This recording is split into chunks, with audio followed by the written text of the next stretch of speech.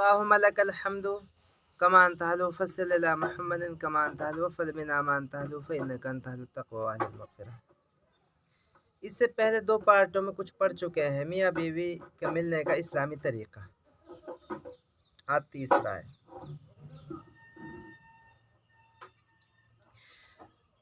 کچھ لوگوں کا تجربہ ہے کہ تجربہ کار لوگ کہتے ہیں اگر کسی مرد کو احتلام ہو گیا ہے اور اسی حالت میں اب بیوی سے صحبت کر لی احتلام کے بعد، تو ایسا کرنے سے اولاد بخیل پیدا ہوئے گی اور دیوانی پیدا ہوئے گی اولاد۔ تجربہ ہے یہ لوگوں کا، اور اللہ کے نبی حضرت محمد صلی اللہ علیہ وسلم نے یہ تعلیم دی تھی کہ جب ایک مرتبہ صحبت کر چکے ہو تم، میاں بیوی ایک مرتبہ مل چکے ہیں، اگر دوبارہ ملنا ہو تو وضو کر لے میں بیچ میں کم سے کم، ورنہ افضل تو یہ ہے کہ غسل کر لے میں، نہا لے میں، ورنہ کم سے کم یہ ہے کہ وضو تو کر ہی لے میں دوبارہ ملنا ہو تو۔ اگلی بات، حکیموں کی تحقیق ایک یہ ہے میاں بیوی ملنے کے بعد فوراً پانی نہ پئیں، اس سے دمہ کا مرض پیدا ہوتا ہے۔ اسی لیے بھرے ہوئے پیٹ پر، بالکل بھرا ہوا پیٹ ہے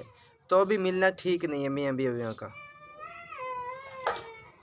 کہ معدہ پر ہے، ملنا ٹھیک نہیں اس حالت میں، اس سے خشکی پیدا ہوتی ہے جمع کرنے سے اور پھر پیاس لگتی ہے۔ اگلی بات، طب نبوی میں صاحب کینیا کے حوالے سے لکھی ہے کھڑے ہو کر جمع کرنے سے، کھڑے ہو کر میاں بیوی ملنے سے، صحبت کرنے سے ضعف پیدا ہوتا ہے، کمزوری پیدا ہوتی ہے، بدن میں کمی آتی ہے، اور پیٹ بھرے ہونے کی حالت میں اگر میاں بیوی ملیں، صحبت کریں تو پھر اولاد کند ذہن پیدا ہوئے گی، یعنی ذہن کمزور رہے گا۔ اگلی بات، صحبت کے وقت عورت کی شرمگاہ دیکھنے کو منع کیا گیا ہے۔ صاحب شریعت الاسلام نے لکھا ہے کہ عورت کی شرمگاہ نہ دیکھیں، اس سے اندیشہ ہے کہ اولاد اندھی پیدا ہو، اور شرمگاہ دیکھنے سے نظروں میں بھی کمی آتی ہے، نظر کمزور ہوتی ہے۔ ہمارے نبی نے کبھی یہ کام نہیں کیا، یعنی نہ تو آپ نے اپنی بیوی کی شرمگاہ دیکھی، نہ آپ کی دیکھی گئی۔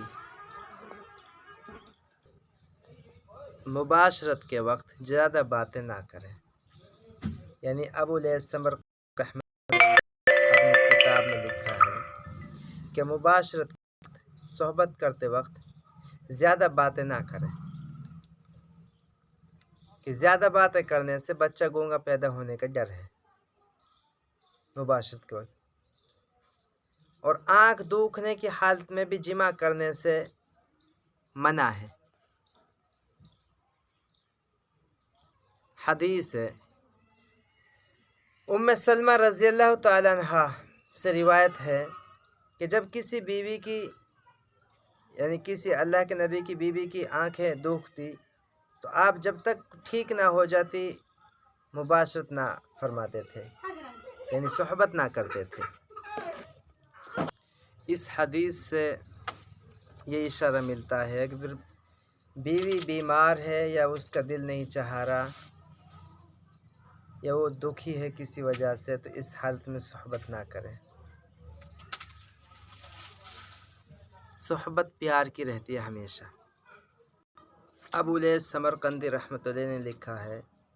بہترین وقت صحبت کرنے کا رات کا آخری وقت ہے، کیونکہ شروع رات میں معدہ پر ہوتا ہے، پیٹ بھرا ہوا ہوتا ہے، اس سے پہلے گزر چکے ہیں نقصانات، اور آخری رات میں معدہ معتدل ہوتا ہے،